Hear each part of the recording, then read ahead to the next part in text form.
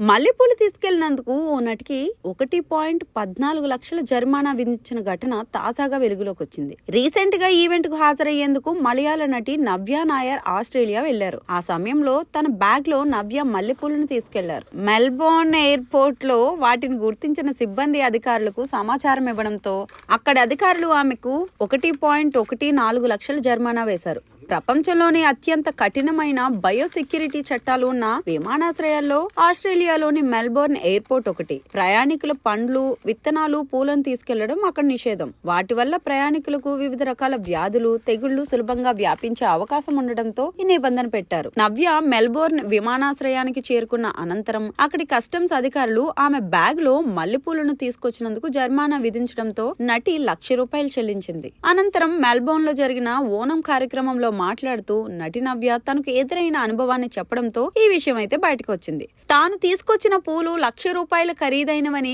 జరిమానా విధించే వరకు తనకి తెలియదని చమత్కరించింది.